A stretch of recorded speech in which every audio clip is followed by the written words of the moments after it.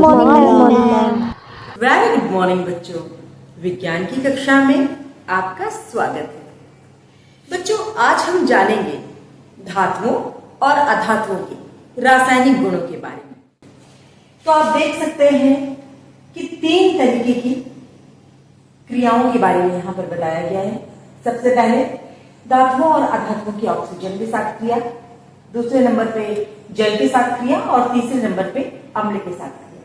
इन तीनों रिएक्शंस के बारे में मैं आपको बताऊंगी, लेकिन उसके पहले आपको ये बता दूं कि रासायनिक गुण क्या होते हैं।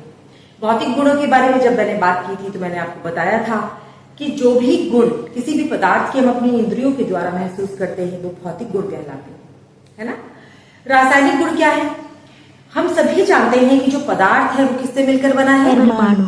किससे मिलकर? परमाणु। वेरी गुड, परमाणु से मिलकर बना है। एक्चुअली परमाणु से अणु बनते हैं और फिर अणु से पदार्थ बनता है, ठीक है। अब क्या होता है, जो रासायनिक अभिक्रिया करता है वो कभी अणु नहीं करता, हमेशा परमाणु करता है ना। तो जो पदार्थ है उसके जो परमाणु है वही रासायनिक अभिक्रिया करेंगे। तो किस कंडीशन में किस दूसरे परमाणु के साथ कोई पदार्थ के अणु क्रिया करते हैं, ये जो सारी चीजें हैं ये रासायनिक गुणों पर निर्भर करती है। जैसे किसी किसी तत्व के परमाणु जो होते हैं वो नॉर्मल रूम टेम्परेचर पर ही क्रिया करना चालू कर देते हैं, है ना। तो किसी किसी के जो परमाणु होते हैं वो क्या करते हैं, वो बहुत जब गर्म करते हैं उन्हें तब क्रिया करते हैं। किसी किसी के परमाणु जब बहुत ज्यादा हम उन्हें जला देते हैं तब क्रिया करते हैं। तो ये बहुत सारी अलग अलग कंडीशंस होती है ना। तो अभी आज हम जानने वाले हैं धातुओं के बारे में और साथ में हम कुछ चर्चा करेंगे अधातुओं के बारे में, ठीक है। तो सबसे पहले जैसे कि पहला पॉइंट है आपका ऑक्सीजन के साथ क्रिया।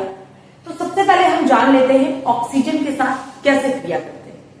जनरली धातुएं ऑक्सीजन के साथ क्रिया करके धातु ऑक्साइड बनाती है, ठीक है।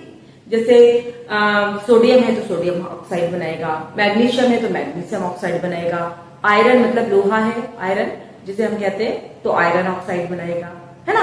तो ये क्या होते हैं, ऑक्सीजन के साथ क्रिया करके ऑक्साइड बनाते हैं। इतना याद कर लीजिए, कोई भी धातुएं हैं ऑक्सीजन के साथ क्रिया करके क्या बनाएंगी? ऑक्साइड बनाएंगी। इतना दिमाग में रख लीजिए आप, ठीक है। अब क्या होता है, कुछ धातुएं जैसे आप सोडियम को देख पा रहे हैं, सोडियम जो है वो नॉर्मल रूम टेम्परेचर पर, सोडियम और पोटेशियम इनको आप नॉर्मल रूम टेम्परेचर पर रख देंगे ना तो ऐसे ही वो ऑक्साइड बनाने लगेंगे, ऐसे ही उनका क्षरण होने लगेगा। मतलब कोई भी किसी भी चीज का ऑक्सीडेशन होता है, इसका मतलब ये है कि वो चीज खराब हो रही है, ठीक है। तो अब क्या करें, नॉर्मल रूम टेम्परेचर पे ना रखे, या तो उन्हें किसी ठंडी जगह पे रखा जाए या फिर उन्हें किसी ऐसी जगह पे रखा जाए जिससे वो ऑक्सीजन के संपर्क में या वायु के संपर्क में ना आए, क्योंकि वायु में तो ऑक्सीजन होती है ना। तो हम इन्हें क्या करते हैं, हम सोडियम और पोटेशियम को मिट्टी के तेल में डुबो कर रखते हैं, ठीक है। अब आ जाते हैं हम लोग ये कैसे क्रिया करती है। तो जैसे ही ये ऑक्सीजन के संपर्क में आती है नॉर्मल रूम टेम्परेचर पर, वैसे ही सोडियम ऑक्साइड, ऐसे ही पोटेशियम ऑक्साइड ऐसे बना लेती है। अब आते हैं मैग्नीशियम। मैग्नीशियम भी एक कोमल धातु है, पिछली कक्षा में आपको बताया गया था। मैग्नीशियम के साथ क्या कंडीशन है, वो नॉर्मल रूम टेम्परेचर पे क्रिया नहीं करती ऑक्सीजन के साथ। कब क्रिया करती है, जब उसे तेज आंच चाहिए, तेज ज्वाला, ऊष्मा। उसको जब तेज ऊष्मा या तेज ज्वाला या ज्यादा टेम्परेचर चाहिए उसको, ठीक है।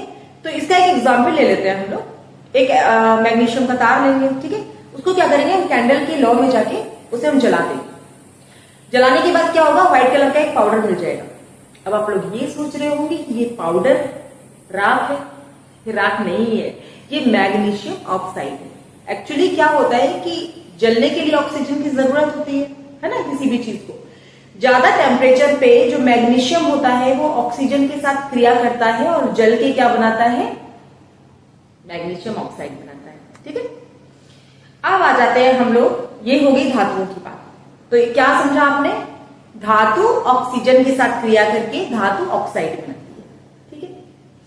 अब कोई भी ले लेते हैं हम लोग, सल्फर ले सकते हैं या फिर हम कार्बन ले सकते हैं धातुओं में। तो क्या होता है, जब हम इनको जलाते हैं, जलने के लिए कौन सी गैस चाहिए, ऑक्सीजन गैस चाहिए, है ना।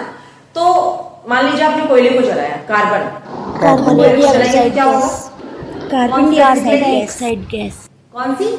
Carbon dioxide carbon gas. Dioxide. एक और गैस निकलती है, कार्बन मोनोऑक्साइड निकलती है। ठीक है, कार्बन मोनोऑक्साइड और कार्बन डाइऑक्साइड ये दोनों गैसें जब हम कार्बन को जलाते हैं या कार्बन की जब ऑक्सीजन के साथ क्रिया होती है तो ये दोनों गैसेस निकलती है ना, जो कि प्रदूषण का बहुत बड़ा कारण है। सल्फर के साथ भी यही है। सल्फर क्या करेगा? Sulphur dioxide. सल्फर डाइऑक्साइड बनाएगा। Very good. ठीक है, तो आगे चलते हैं हम लोग। ये हो गई हमारी ऑक्सीजन के साथ क्रिया। अब आ जाते हैं हम जल के साथ क्रिया। आप देख पा रहे होंगे दो चित्र बने हुए हैं, है ना, जिसमें लिखा हुआ है कि सोडियम जो है वो पानी में डालेंगे। तो क्या करते हैं, जब हम सोडियम को नॉर्मल टेम्परेचर के पानी में डालते हैं तो वो बहुत तेजी से घूमने लगता है पानी में, जहाज की तरह। क्यों घूमने लगता है? क्योंकि वो क्रिया हो रही है, बहुत तेजी से क्रिया हो रही है पानी के साथ। और जैसे ही पानी के साथ क्रिया होगी तो क्या बना लेगा? सोडियम हाइड्रोक्साइड बना लेगा और हाइड्रोजन गैस निकलेगी। मतलब कोई भी धातु जब जल के साथ क्रिया करता है, चाहे वो नॉर्मल टेम्परेचर पे हो चाहे वो ज्यादा, वो डिपेंड करता है कि वो किस चीज, कौन सी धातु रिएक्शन कर रही है ना। वो क्या बनाते हैं? वो धातु हाइड्रोक्साइड या धातु ऑक्साइड बनाते हैं और साथ में हाइड्रोजन गैस बनती है। ठीक है, सोडियम धातु जो कि आप लोग जानते हैं, सोडियम और पोटेशियम नॉर्मल टेम्परेचर पर रिएक्शन करता है, तो नॉर्मल टेम्परेचर पर उसने रिएक्शन कर लिया और क्या बना लिया? सोडियम हाइड्रोक्साइड, जो कि बहुत ही अच्छा क्षार है। साथ में हाइड्रोजन गैस निकल रही है। मैग्नीशियम के लिए अभी आपको बताया था, जब ऑक्सीजन के साथ क्रिया करने के लिए बताया था कि उसको ज्यादा टेम्परेचर चाहिए। तो यहां पर एक गर्म पानी या फिर भाप का मतलब है जब पानी गर्म होगा तभी तो भाप बनेगी, है ना। तो भाप के साथ या गर्म पानी के साथ जब ये क्रिया करता है तब ये मैग्नीशियम हाइड्रोक्साइड बनाता है। ठीक, अब आगे बढ़ते हैं हम लोग अम्ल के साथ क्रिया। तीसरा पॉइंट, तो कोई भी किसी भी प्रकार की धातु हो, है ना, उसकी क्रिया हम किससे कराते हैं? तनु अम्ल से। अब तनु अम्ल क्या है? एक होता है कॉन्सेंट्रेटेड अम्ल, बहुत हार्ड अम्ल, मतलब आपके ऊपर डल जाएगा तो आप पूरी तरीके से जल जाओगे, है ना। प्रबल अम्ल की बात कर रही हूं मैं। हाँ, तो एक होते हैं तनु अम्ल, पानी में कुछ ड्रॉप्स हम अम्ल की डाल देते हैं। अम्ल में भी तो पानी डाल सकते हैं। कभी भी अम्ल में हम पानी नहीं डालेंगे। अम्ल में पानी डालेंगे तो क्या होगा? विस्फोट हो जाएगा। हमेशा याद रखिए बच्चों, आपको अम्ल और क्षार वाली क्लास में मैंने बताया भी था, है ना, कि जब आपको कभी तनु अम्ल बनाना है तो क्या करेंगे? पानी में कुछ ड्रॉपर से अम्ल की डाल देंगे तो तनु अम्ल बन जाएगा। अब इसकी क्रिया जब हम किसी धातु के साथ कराते हैं, स्क्रीन पे आप देख पा रहे होंगे जस्ता, जो कि धातु है, बर्तनों की दुकानों में आसानी से मिल जाता है। जिंक जिसको कहते हैं, इसकी क्रिया जब हाइड्रोक्लोरिक अम्ल के साथ हो रही है तो क्या बन रहा है? जिंक क्लोराइड बन रहा है और हाइड्रोजन गैस निकल रही है। अब कैसे हम जानेंगे कि हाइड्रोजन गैस ही निकल रही है? कुछ और भी तो निकल सकता है ना। तो हम क्या करेंगे?